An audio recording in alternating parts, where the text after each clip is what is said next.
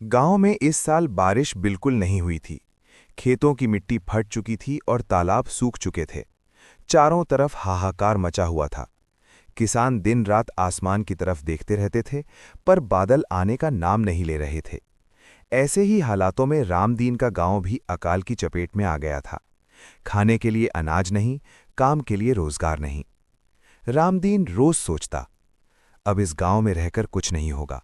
अगर जिंदा रहना है तो काम की तलाश में बाहर जाना ही पड़ेगा। एक सुबह वो अपनी छोटी सी गठरी लेकर दूसरे गांव की ओर निकल पड़ा। कई कोस पैदल चलने के बाद वो शामपुर गांव पहुंचा। वो बिल्कुल थका हुआ था, पैरों में छाले पड़ चुके थे और पेट में भूख से आग लगी हुई थी। चलते चलते वो गांव के सबसे बड़े साहूकार और व्यापारी हरिकिशन सेठ के घर के सामने पहुंच गया। हिम्मत जुटाकर उसने आवाज लगाई, सेठ जी प्रणाम, मैं रामदीन हूं, पास के गांव से आया हूं। हमारे यहां अकाल पड़ गया है। अगर आपके पास कोई काम मिल जाए तो मेरी जान बच जाएगी। हरिकिशन सेठ ने रामदीन को ऊपर से नीचे तक देखा और बोले, काम तो है, लेकिन बहुत मेहनत का है। डर लगता है कि तुम कर पाओगे या नहीं। रामदीन ने हाथ जोड़कर कहा, सेठ जी कोई भी काम दे दीजिए, मैं मेहनत से पीछे नहीं हटूंगा। सेठ ने कहा, मेरे पास 40 बैल और 30 घोड़े हैं। रोज उनकी साफ सफाई, चारा पानी और तबेले की देखभाल करनी होगी। महीने के 300 रुपए मिलेंगे और खाने का इंतजाम मेरी तरफ से। रामदीन मन ही मन डर गया, पर हालात उसे मजबूर कर रहे थे। ठीक है सेठ जी, मैं ये काम कर लूंगा। रामदीन सेठ के तबेले में ही रहने लगा। वो रोज सुबह अंधेरे में उठकर जानवरों की सेवा करता, तबेला साफ करता और देर रात तक काम करता।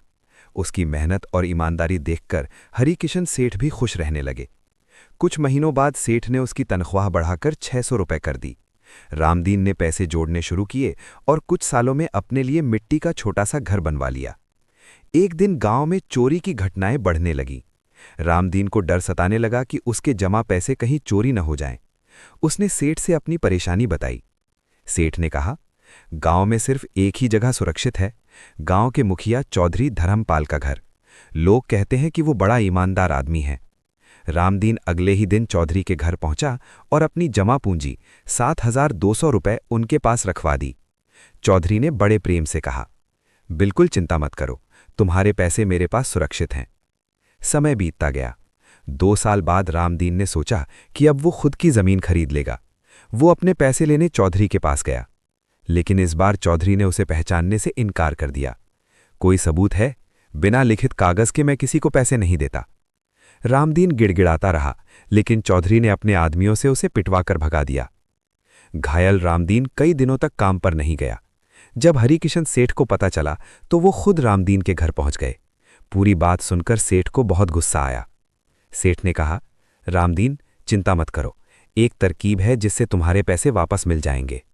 सेठ ने गहरी सांस ली और बोले, रामदीन, सीधा आदमी हमेशा सीधे रास्ते से ही चलता है, लेकिन टेढ़े लोगों को सीधा करने के लिए कभी कभी दिमाग लगाना पड़ता है। अब जमींदार से हाथ जोड़ने का वक्त खत्म हो गया है। रामदीन ने थकी आवाज में कहा, सेठ जी, क्या सच में मेरे पैसे वापस मिल सकते हैं? सेठ ने उसकी आंखों में आंखें डालकर कहा, मिलेंगे, और इस बार वो खुद अपने मुंह से मानेगा कि पैसे उसी के पास हैं। अगले दिन हरिकिशन सेठ ने गांव के मंदिर के पुजारी, 2 बुजुर्ग पंच और एक सम्मानित किसान को अपने घर बुलाया। सबको सारी सच्चाई बता दी। सेठ ने कहा, आज बस आपको चुप रहकर देखना है और सुनना है। फिर रामदीन को साफ कपड़े पहनाए गए, उसके घाव ढक दिए गए और उसके चेहरे पर हिम्मत लौट आई। दोपहर के समय सेठ और रामदीन दोनों चौधरी धर्मपाल के घर पहुंचे। चौधरी रौब से चौकी पर बैठा था। सेठ ने मुस्कुराकर कहा, चौधरी साहब, आज एक जरूरी बात करने आए हैं। मैंने तय किया है कि मैं अपनी कुछ जमीन शहर में बेच दूं और व्यापार बढ़ाऊं। जाने से पहले गांव का सारा हिसाब किताब साफ करना चाहता हूं। चौधरी के कान खड़े हो गए।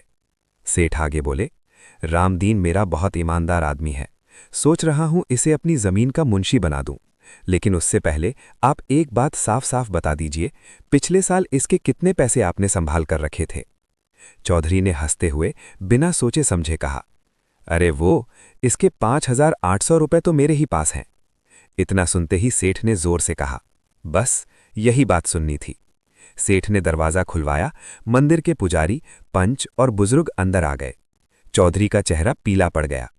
सेठ शांत आवाज में बोले, चौधरी साहब, आपने सबके सामने खुद मान लिया है कि रामदीन के पैसे आपके पास हैं। अब दो ही रास्ते हैं, या तो अभी पैसे लौटा दीजिए या फिर शाम को पंचायत में ये बात पूरे गांव के सामने जाएगी। कमरे में सन्नाटा छा गया। चौधरी समझ गया कि पंचायत में बदनामी हुई तो उसकी इज्जत, रुतबा और डर सब खत्म हो जाएगा। कांपते हाथों से उसने पैसे मंगवाए और रामदीन की ओर बढ़ा दिए। रामदीन ने बिना कुछ बोले पैसे ले लिए।